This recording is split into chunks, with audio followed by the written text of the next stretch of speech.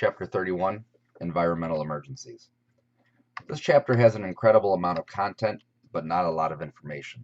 So I'm going to spend some time trying to provide you with a very practical approach to managing environmental emergencies.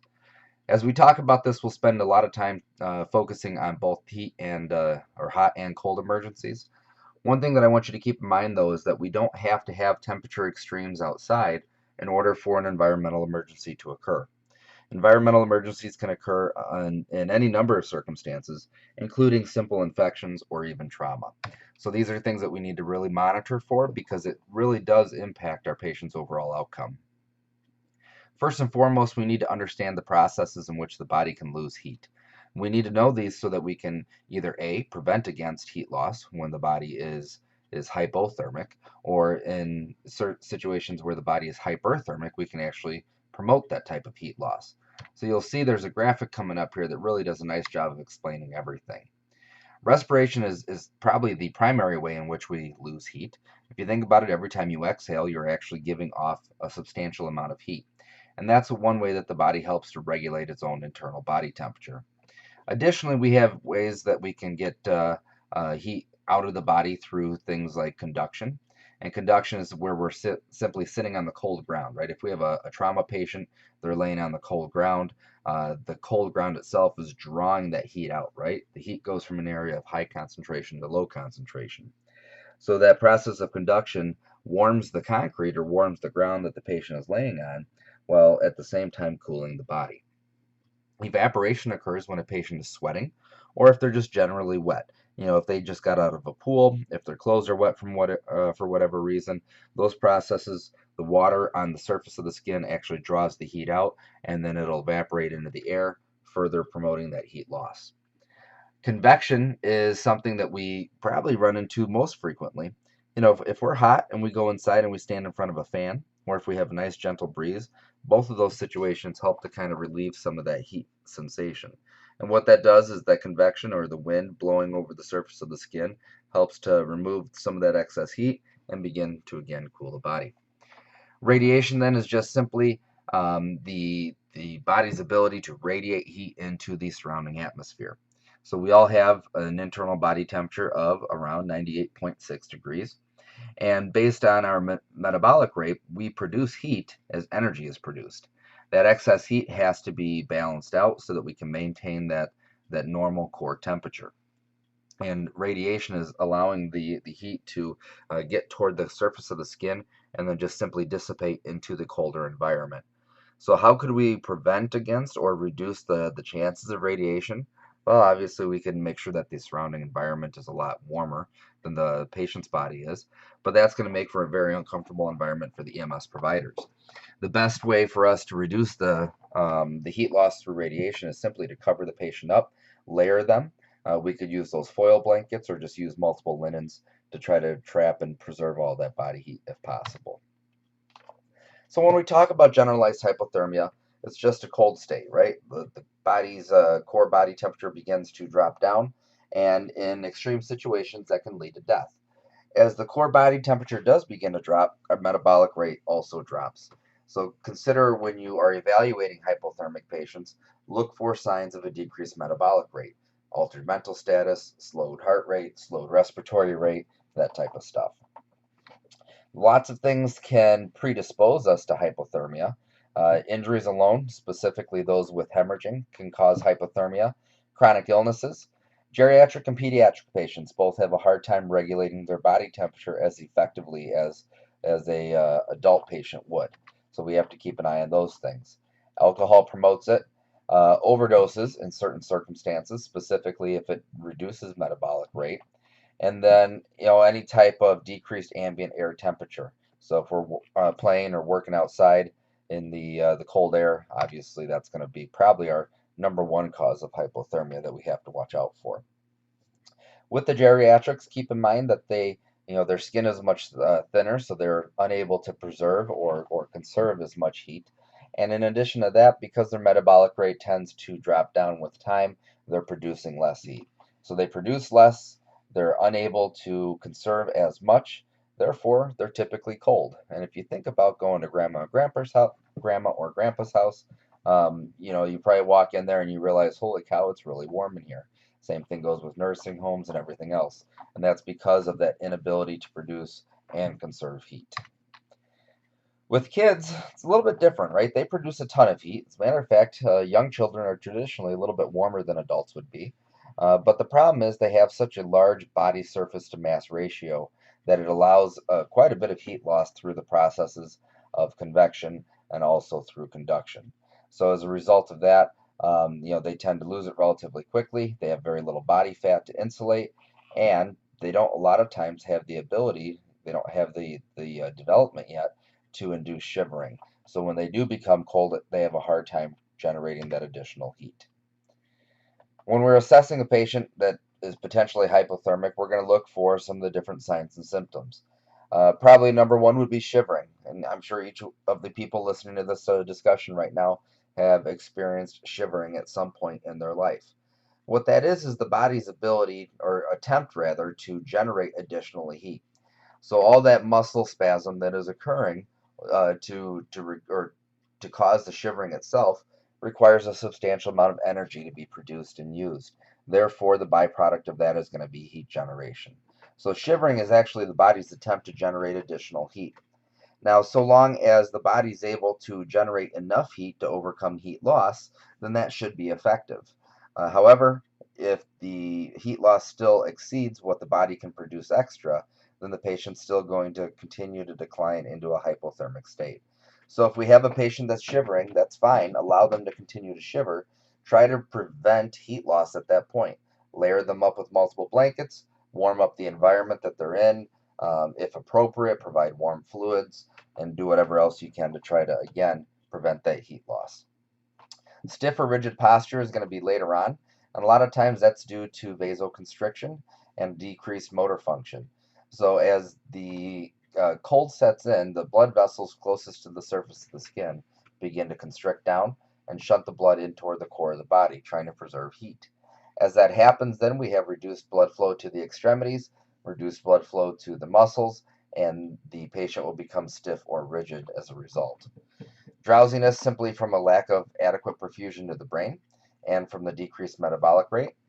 And then rapid breathing or pulse, slow or absent breathing. So you'll see there's kind of a range, right? And it really depends on the state that the patient is in. With our late stages, as the metabolic rate continues to drop from the hypothermia, we're going to see the slower absent breathing. Additionally, the patient may experience loss of motor coordination. You'll see their general joint muscle stiffness. And I'm sure a lot of you have experienced that as well.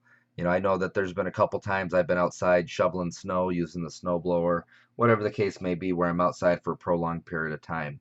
You finally come inside, your entire body is stiff, everything just kind of hurts, and it even begins to feel painful as you start to warm up a little bit. And these are all natural occurrences when a body's in a hypothermic state. As you can imagine, the skin's going to be cool to the touch. If we are in a prolonged hypothermic state with decreased perfusion, we would expect to see all the signs and symptoms associated with that, including decreased level of consciousness. The red skin is going to be more so from a burn, right? If we have some type of frost nip or even frostbite, that's where we would be susceptible to the red skin. Paler cyanotic then again from the vasoconstriction and the shunting of the blood. So what do we do for these patients? Well, first and foremost, let's try to prevent heat loss. That's step one. We can do that by covering the patient, removing wet clothing, removing them from a cold environment, kind of doing a lot of that passive work. Additionally, we could try active rewarming. And in doing that, we're actually taking heat packs or other heat sources, applying them to areas such as the palm of the hand, the bottom of the feet, the neck, the groin, armpits, anywhere where we have a substantial amount of blood flow close to the surface of the skin. And in doing that, we're actually going to warm the blood as it travels past the surface of the skin there, allowing it to circulate back into the core of the body and increase the body temperature. Now, for the most part, in our area, we're not going to do much, if any, active rewarming. What we're looking to do is simply prevent anything from getting any worse, and because we have close access to the hospitals, we're just going to transport these patients. However, you may have protocols that do require active rewarming, including submersion or treatment of frostbite parts. And that's going to be really if you're kind of out in the boonies, right? You've got a long transport time, you don't have access to the hospital, whatever the case may be. Your protocols again may differ slightly. But for us, we're not going to do much in the way of treating those types of injuries. If the patient is unconscious, we have to be very careful as we move them. So a patient in a hypothermic state is at increased risk for ventricular fibrillation, meaning that by simply jostling them around too much, we could actually put them into a lethal arrhythmia. If there is no pulse, obviously we're going to start CPR, right? That goes without saying. There is something though, and you'll see it at the bottom of the screen there. You're not dead until you're warm and dead. And what that means is because the body is very resilient in a hypothermic state, and because the decreased oxygen demand allows for the body to actually survive for a much longer time than you would think, we will continue to resuscitate a patient until we have actually rewarmed them, until we've brought their body temperature up. And once their body temperature is up, if we still have no success in resuscitation, that's when we would consider calling it. But we will continue to work these patients. So if you find somebody that's outside and they have no discernible pulse and it's been extremely cold overnight, we're going to resuscitate that patient, even if it appears that they may have been out there, or that there may not be any potential life-saving efforts. Keep in mind as we talk about frost nip and frostbite that both of those are actually types of burns. In this situation here, it's a thermal burn, but it's cold instead of heat, right? Frost nip would be considered pretty much the equivalent to like a sunburn, just but from cold instead of from heat, and it would be a superficial burn. Frostbite then would be more of a second or even a third degree burn depending on the extent of it, and it can actually cause the tissue to become extremely necrotic. So that is a true emergency, and there's the potential to lose limbs as a result of the frostbite. So there's an example of a localized cold emergency. Again, our treatment here would be just to simply remove the patient from the environment, put them into a warm ambulance, wrap the parts, and transport. We would not be submerging this in warm water or doing any other active rewarming of that particular part.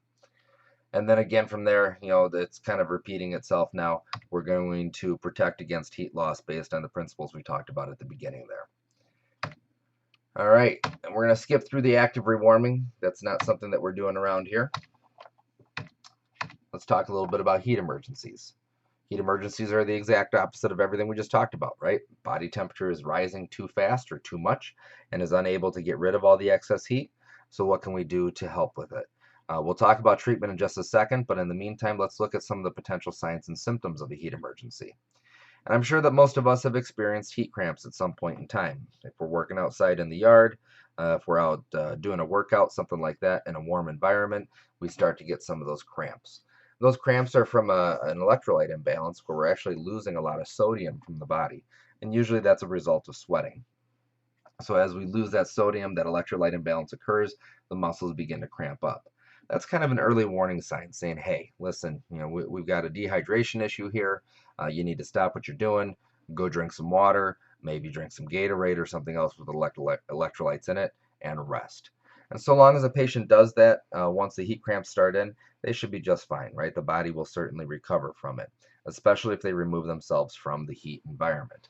However, if they ignore those signs or symptoms, or if they're unable to address those, it can progress into heat exhaustion or even into heat stroke in severe situations. Heat exhaustion is simply going to be the point where the body is beginning to become fatigued. It's in a compensated state of shock at that point in time. We're extremely dehydrated. The body is still sweating, trying to get rid of all the excess heat, but they're unable to do so. As it progresses on, it will go from a warm, dry touch to a pale, cool, and eventually it'll go to pale and even dry as the sweating begins to come to an end because we've actually excreted all of the excess fluid that we have. Heat stroke is a form of shock. It is a form of hypovolemic shock, typically again due to the fact that you've sweated out so much of the excess fluid in the body. It's put the body into an extreme dehydrated state. All right, so we've kind of talked about a lot of this stuff already. I think we're good there.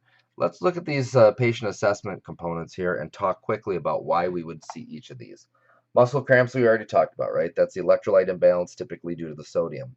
Weakness or exhaustion, I think, makes sense because as the body is unable to perfuse adequately, we're going to start to feel fatigued.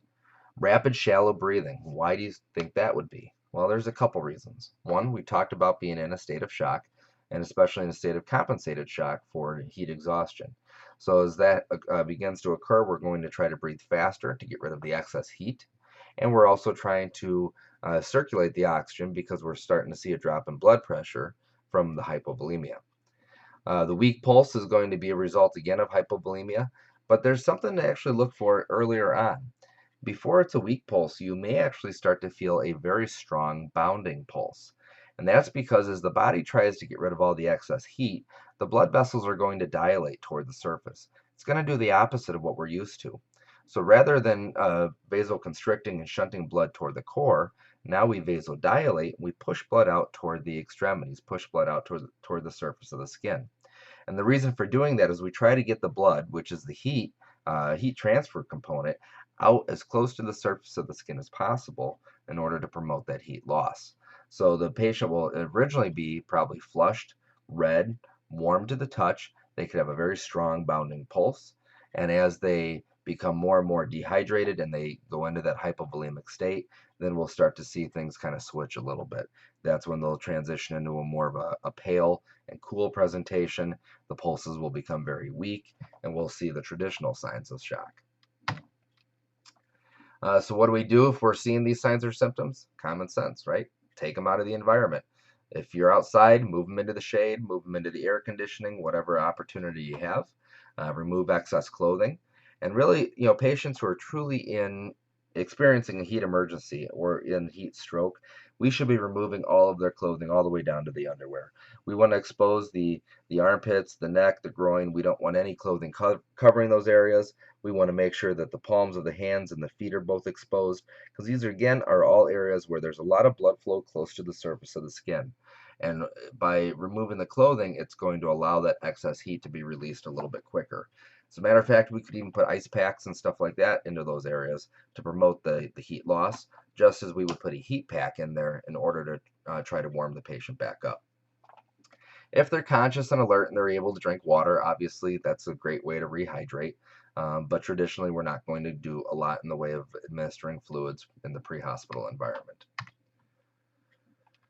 All right, so I think we've gone through this, covered that and that. Keep in mind that with heat stroke, as with any issue where we're not perfusing the brain adequately, we could start to see seizures. The pupils dilating as well. Again, those are just simple indications of shock due to a lack of perfusion to the brain. All right, let's go into water-related emergencies. So there's a lot of different situations that can present with a water-related emergency.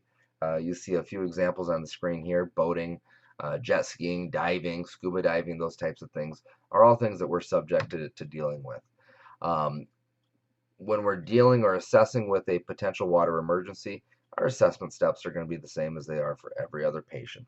The only thing that you need to really kind of be aware of is, what caused this water emergency. Is if there's a risk that this is a diving incident or that the patient was in the water, came in contact with a boat, jet ski, or something like that.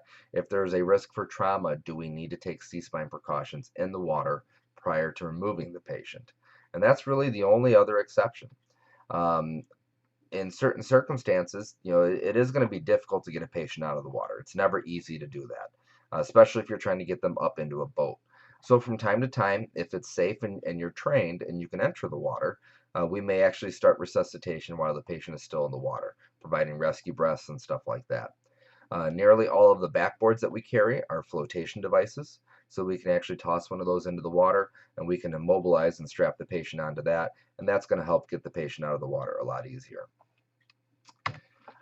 With a drowning situation, so what ends up happening is traditionally, as our face hits the water, we have a laryngeal spasm, and that prevents water from entering into our lungs. Along with that, as long as we're conscious and awake, we also hold our breath. We purposely prevent that water from going in, and it's not a big deal. in a drowning situation, because the patient's unable to hold their breath any longer, then what ends up happening is they try to take that gasp in, and they end up taking water in. And as water enters the lungs and covers the alveoli, it's no different than a pulmonary edema. We're unable to diffuse gases at the alveolar level, and the patient goes unconscious, and obviously death will ensue if they're not revived in a short period of time. So when we're dealing with these drowning victims, right, what we're going to have to do is first and foremost ensure that we have a safe way of managing our patient. And these are tough because we're not able, or nor are we trained, to be in the water in most circumstances. If you have specialized training, that's fine. Other than that, though, we're going to have to look at alternative methods to try to get the patient out. Never delay requesting additional resources for these types of calls. Call in water rescue teams, dive teams, whatever resources you have available, and be aggressive about that, because again, this will be a lot more difficult than you think. When we are able to get the patient out, we're going to treat them just like we would anybody else. We're going to assess, provide support for the ABCs, perform CPR if necessary. And the thing is, obviously, if we see that they're starting to vomit, or we're getting a lot of water coming up in the airway, especially with our compressions, we want to make sure that we're suctioning that as needed. All right. Let's talk a little bit about scuba diving accidents. So I'm sure many people have heard of the bends before. And the bends is what ends up happening is as a diver goes down to depth, right, the pressure increases on them. And as the pressure in the water increases, it actually compresses nitrogen that's in the bloodstream. And that compressed nitrogen will end up dissolving into some of the tissues. And as long as the diver slowly returns to the surface over a period of time, and there's charts and tables that tell you how long you have to stay at a certain depth for based on how long you've been diving, how deep you went, and everything else. But as long as they follow these tables and charts and they surface slowly, it allows that nitrogen to slowly expand and re-enter into the bloodstream. However, if a diver were to shoot to the surface after being at depth for a period of time, those nitrogen bubbles actually expand inside the joints, inside the tissues, and worse yet, inside the brain.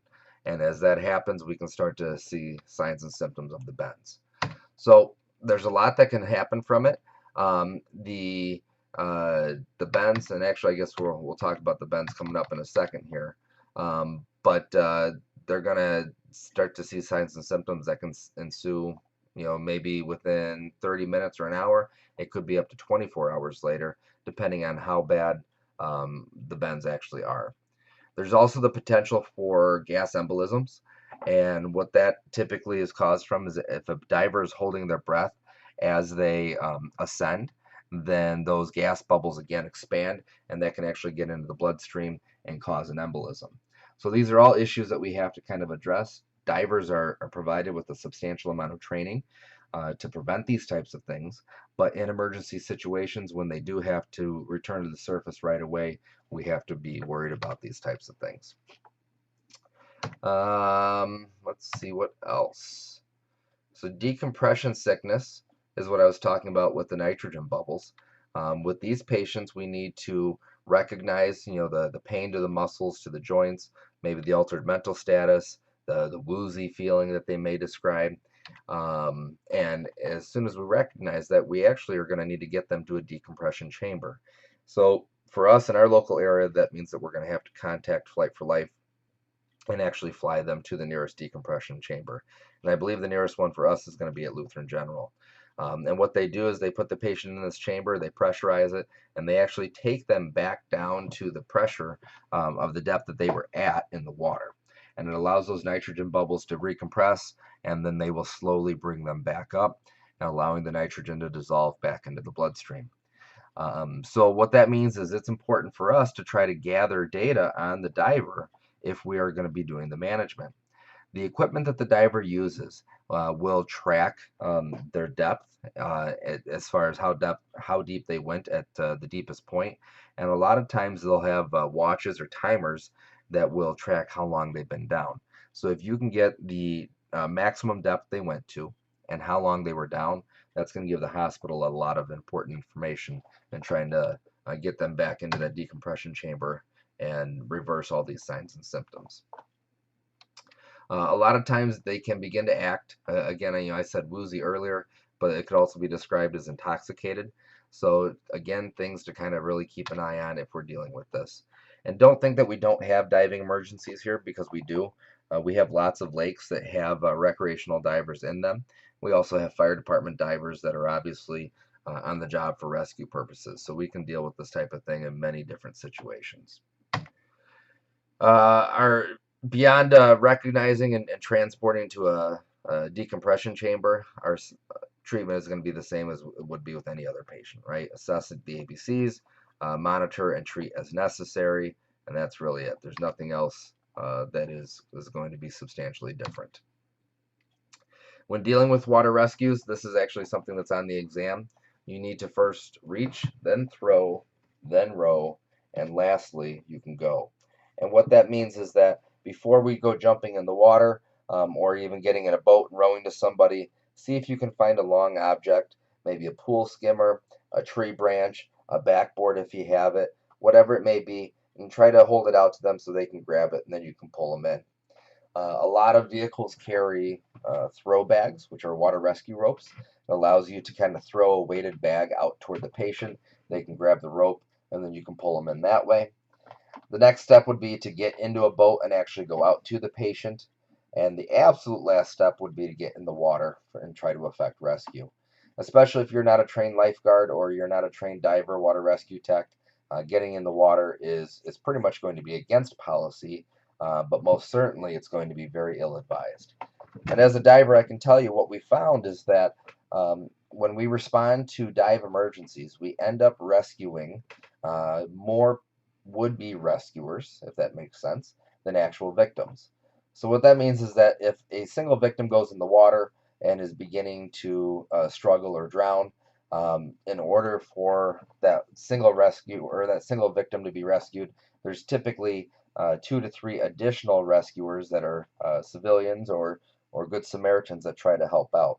And then they themselves become victims. And once the fire department gets there, now instead of rescuing one person, we're rescuing 2, 3, or even 4. So we try to avoid going in the water if at all possible. Ice rescues are a very specialized procedure. Require specialized tools and training. These are all things that you'll probably learn if you begin working with a fire department, but I'm not going to get into the specifics of that. We'll talk quickly about bites and stings. In our area here in the Midwest, we do have venomous spiders, and we also have venomous snakes. They're not as apparent as some areas, especially down in some of our desert states, but they certainly exist. We do have brown recluse up by us, and as far as snakes go, we do have cottonmouth or water moccasin. So in the event that somebody is stung, if a stinger is present and we can scrape it away, then that's perfectly acceptable to do so. But our biggest concern here is going to be not only preventing any additional toxin from getting into the body, but also treating the signs and symptoms of that toxin. So most bites and stings result in an anaphylactic type reaction. We're going to need to assess that, obviously discriminate from the fact that it's not specifically an allergic reaction to food or anything else, but it is an acute reaction to the venom or the toxin that they came in contact with.